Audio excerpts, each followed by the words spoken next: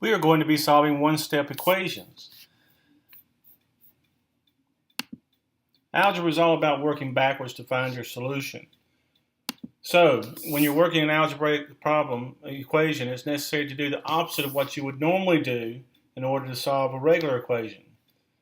Normally you do GEMDAS or PEMDAS, and in algebra it becomes SADMEG because instead of taking care of grouping symbols and exponents first, followed by multiplication, division, addition, and subtraction, you do it just the opposite. You take care of addition and subtraction first, then division and multiplication, and then exponents and grouping symbols. To solve an algebra problem, you work backwards. Addition, you do the opposite. Subtraction. Subtraction, you do the opposite. Addition. Multiplication, division, division, multiplication. Negative becomes positive, positive becomes negative, a multiplied fraction becomes its reciprocal, a square becomes a square root, and a square root becomes a square. Now let's see how that works here. We've got x plus 6 equals 13. I'm going to be teaching you the process, okay?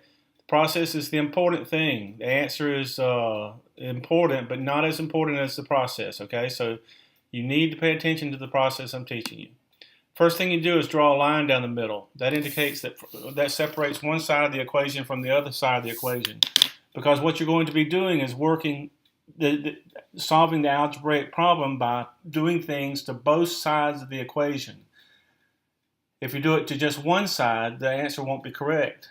So you got to identify the two sides of the equation so that you don't make a mistake on that.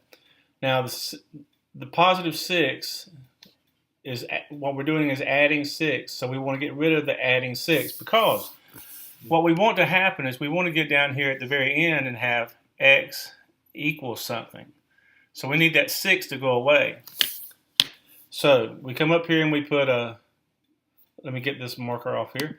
We come up here and we put negative 6 on this side of the equation, and we put negative 6 on this side because you got to keep it in balance.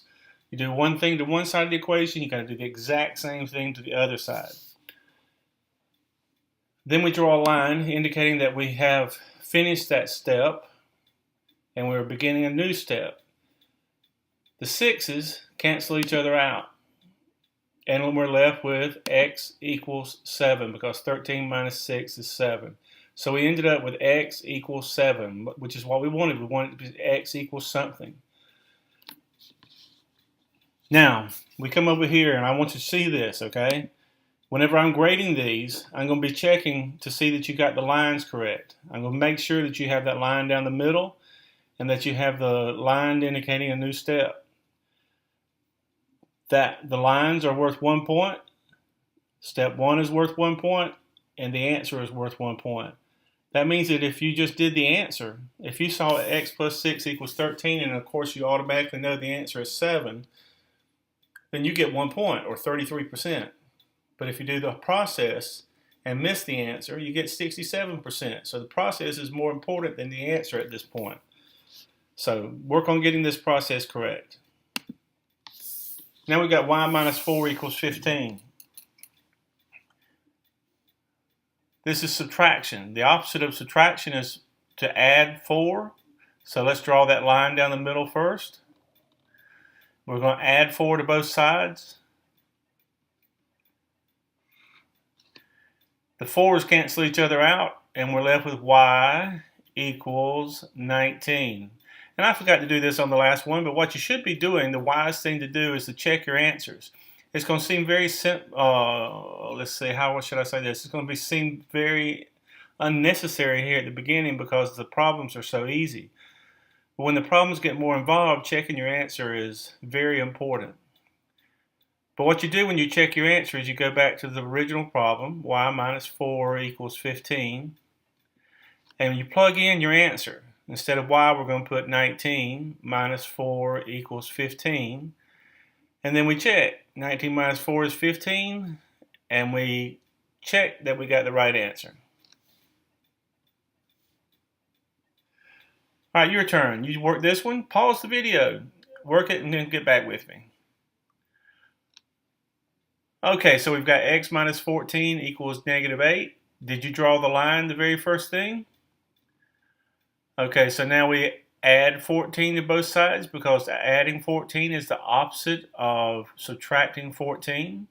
And we want that x to be by itself. By adding 14, we cancel out that negative 14. We're left with x equals, we have different signs, so we get the difference between the two numbers, which is 6, and we keep the sign of the larger number, which is positive. We come down here and we check our answer. We go 6 minus 14 equals negative 8. Negative here, positive here, difference between the two is 8. Keep the sign of the larger number, and we get a checked answer. All right, this one involves multiplication. Now, the opposite of multiplication is division, right? So we draw a line down the middle, or at least as close to down the middle as I could get that time. We divide by 3 on both sides of the equation. Draw a line indicating a new step. The 3's cancel each other out, and we're left with x equals 5, because 15 divided by 3 is 5. We check our answer. 3 times 5 equals 15. And sure enough, 15 equals 15. You will be tempted to just, because I'm going to give you a point for checking your answer also, you'll be tempted to just go 3 times 5 equals 15, 15 equals 15, check. But you really need to make sure that you've got the right answer, okay? Don't just write this stuff down and think that you're fulfilling the obligation, because if you check it wrong, you don't get the right credit for it. All right, this time we got division. So we're dividing by negative 4. So the opposite of dividing by negative 4 is multiplying by negative 4. So let's draw that line down the middle. We're going to multiply by negative 4 on both sides. Draw a line indicating a new step. These two cancel each other out, and you're left with x equals negative 48. Let's check our answer. We've got negative 48 over negative 4 equals 12. Negative divided by negative gives us positive, and 48 divided by 4 is 12. So we checked our answer. All right, your turn. Pause the video and work this one, and then come back to me and we'll see how you did. So we've got negative 3d equals negative 21. Let's draw a line down the middle. Did you remember to do that? This is multiplication by negative 3, so we're going to divide by negative 3 to get rid of that negative 3 up there. Draw a line indicating a new step. These two cancel each other out, and we're left with d equals 7, because negative divided by negative is positive. 21 divided by 3 is 7. And we check our answer. Negative 3 times 7 equals negative 21. Negative 21 equals negative 21. Check. All right, now this one involves fractions. Remember at the beginning I told you that a multiplied fraction becomes a reciprocal. So to get rid of a fraction, you're going to multiply by its reciprocal. So we draw a line down the middle. No, that was better. And we multiply by the reciprocal of 3/8, which will be 8/3 on both sides. 8 over 3. Draw a line indicating a new step. The 8's cancel each other out. The 3's cancel each other out. And we're left with t equals. This is 6 over 1. So let's see. There's two ways you can do it. You can go 6 times 8 is 48. 1 times 3 is 3. 48 divided by 3 is 16. Or you can go, let me get another marker here. Or you can go 3 goes into 3 one time. 3 goes into 6 two times. 2 times 8 is 16 over 1 times 1 is 1. So our answer is 16. Then we come back and check. 3/8 times 16 equals 6. And this is 16 over 1, so 8 goes into 8 one time. 8 goes into 16 two times. 3 times 2 is 6. over 1 equals 6. Check. We got it right. Now one involving division and a mixed number. So let's see what we got to do here. It's no different. You draw that line down the middle. You're going to get rid of the 4, which is being divided right now, by multiplying by 4. So we multiply both sides by 4. Draw a line indicating a new step. The 4's cancel each other out, and you're left with y equals, and let's check this out. This will be 4 times 5 and 1/3. That'll be 4 times 5 times 3 is 15, and 1 makes 16 over 3, which gives us 64 over 3.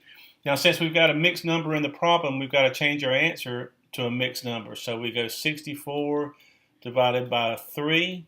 That gives us 2 and 1 with 1 left over. So that's 21 and 1/3. So our answer is 21 and 1/3. Now we've got 1.6 meters. 1.6 m equals 2.4. So we're multiplying by 1.6, so we're going to divide by 1.6 on both sides. Oh, draw that line down the middle. Draw a line indicating a new step.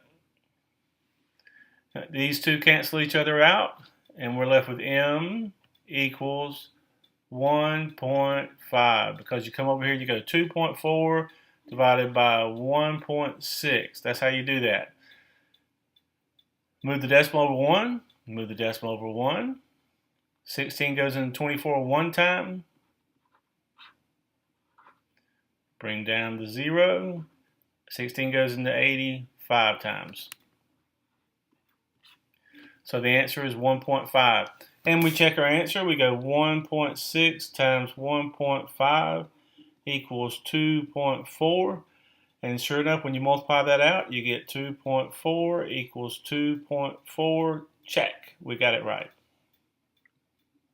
All right, your turn. Pause the video, do this one, and then come back to me, and we'll see how you did. So we've got z minus 4 2/3 equals 2 2/3. We draw a line down the middle.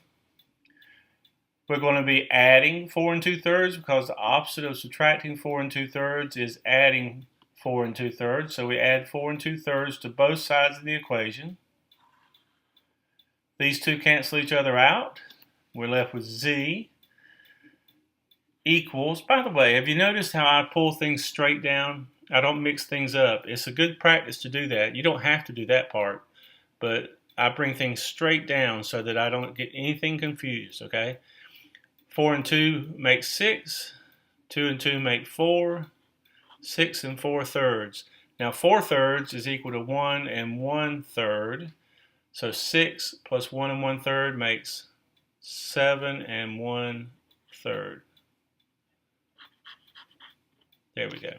So let's check our answer. We come back over here and we go 7 and 1/3 minus 4 and 2/3 equals 2 and 2/3.